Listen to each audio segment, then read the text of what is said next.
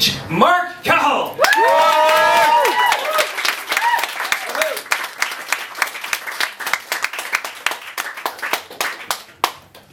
Hello everybody. Hello, Marc. More enthusiastic than I was expecting. Aidan, am I not one of the most exciting acts in the country? My confidence and all, earlier on. Anyway. My name's Marc, and I'm, like you said, I'm not at this too long, so I'm delighted to get up here without falling over somebody's coat or a fucking handbag. I have zero luck with handbags. Zero luck. They just never seem to go with my shoes or anything else that I'm wearing. I'm always, my very first gig, I was terrified coming up the stage. I was terrified I was going to trip over somebody's handbag, bang my face off the corner of the stage. Blood spurting out and everything. But it was my first gig, so I'd probably try and soldier on. It would have been a disaster, you know yourself. But I know I have zero luck at handbags. And handbags are dangerous. You don't think they are because they're just carrying around their arms and all the rest of it. But when they get to pubs or nightclubs, particularly near dance floors, then you just leave them on the floor.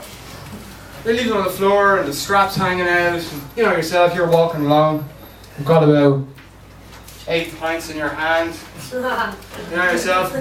You think you're great until an African guy walks past you with 12. So you're walking along, and next thing you think you're great, and you're walking past all the girls dancing, and catch your foot in the strap, down like a sack of fucking potatoes. Now, if you're drinking on Hardcore Street or somewhere like that, that's about €200 worth of Guinness you're swimming in there. And you're fucking sitting there, you're soaking wet, face like a fucking baboon's arse. Christ. There's no way to come out of this looking cool. You know the way sometimes you have a fall? Sometimes you might have a fall, you fall and you hurt yourself, but somehow you can just jump back up and walk off to a quiet corner where you can have a sometimes you have it in you, but when you're in a pool of Guinness in front of all the ladies dancing who are never you look back and you see the strap of a very expensive handbag coiled around your foot and you're like, fuck, I can't believe it. And what do you get for it? Not only are you swimming in €200 worth of fucking Guinness, but what do you get for it? You get me bleeding Gucci bag! Costs more than your fucking gaff! If you're lucky. And the best you're going to get is a whack at that fucking Gucci bag. Probably make your head more valuable. But I did once, I fell over a handbag. I was on a Sea Link ferry. Is anyone old enough to remember the Booze Cruise? Yeah. Good. Anyone who isn't, the Booze Cruise was when Sea Link used to offer €20 over from Dublin to Holyhead and back in one day. Just take a couple of hours over, a couple of hours back, and you can buy as much duty free as you want. €20, or pounds I should say, £20 for, you get 200 smokes and a crate of Fosters. Our Australian friends are probably completely unfamiliar with Fosters. Spent years convincing us that's what you drink, but you fucking don't. So all the Irish people who ever get to Australia, they walk, first thing they do, walk into a bar, a pint of Fosters please, and I was like, sorry? It costs £1.4. So there I was, I'm on the Booze Cruise and the ferry, you know yourself, Irish weather and all, you'd be swaying this way and that, but anyway, there I was, and I had a crate of Fosters in my hand and 200 smokes sitting on top of it, and I'm walking back towards where my mates are sitting thinking, this is fucking great. Crates of Fosters for £10, and then 200 fags for another £10. This is perfect. It doesn't get any better than this. I'm walking along, and I go between two tables, and there's a German, now there's a guy actually, so in fact it's not a handbag, it's a man's bag. Carry your stuff, still look tough. Yeah, so there it was, I'm walking along, I can't see really what's below me, and I've had a couple of pints waiting for the duty free to open it. I'm walking along, foot caught in it. down like a ton of fucking bricks. Oh, Jesus. Again, not one of these moments where you can just jump up and retreat to a quiet corner and recover. You know, because they're covered in plastic, so my face is kind of stuck to the plastic. Oh, Jesus Christ. So I'm peeling my face up off the plastic. I get up and I turn around to the guy and I go to pick up my crate now. He doesn't say, oh look, Jesus, I'm really sorry, I'll have the bag there between two tables. It's a German guy. Any Germans in? Brilliant. Right. German guy fucking leaves his bag there. I catch my foot in the strap, and face stuck to the plastic. I say, peel my face off. I'm fucking hell, you know, grind my feet. What does he do? Does he apologise? No. Does he give me a whack of his handbag? No. Handbag. No.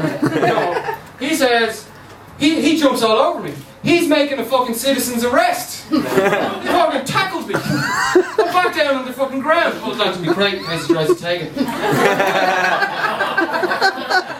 He's waving for the fucking ferry police or whatever.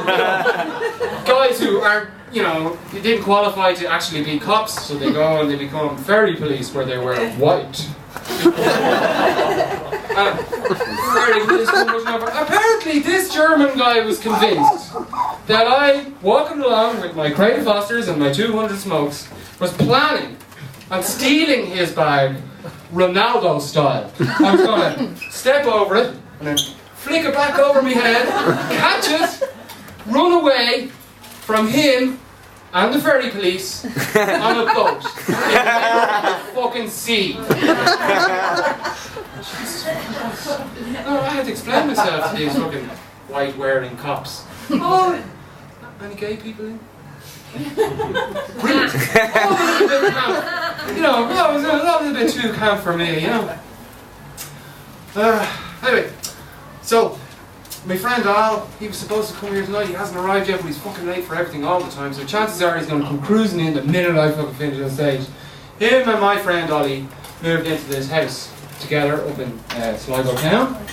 And I don't know how it is, but when a couple of mates and them move in together, they start fucking with each other, start messing around and tormenting each other, tying little knots in the sleeves of their coats and shit. Put your hand in the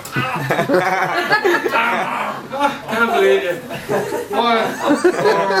Or putting emptying all the cornflakes out of the box and refilling it with rice or something instead, and it's, oh, Ollie, you dirty bastard. It started to get out of hand. First they started fucking with each other's sneezes.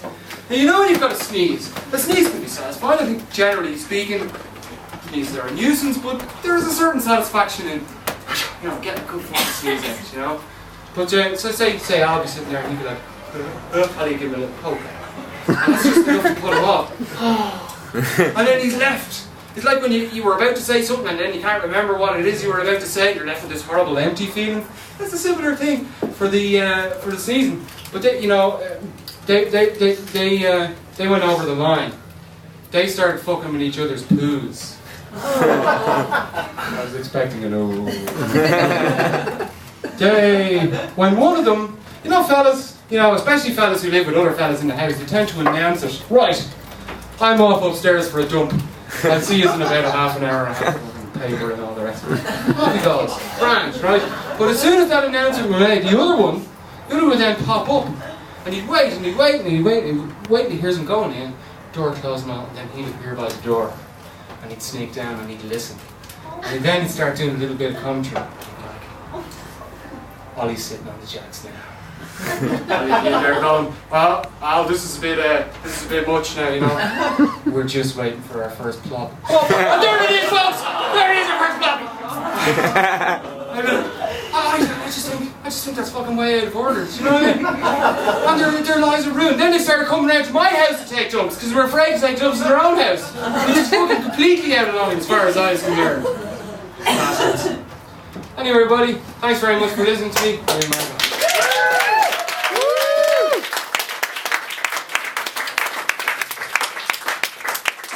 going for the brilliant Marc Cahill.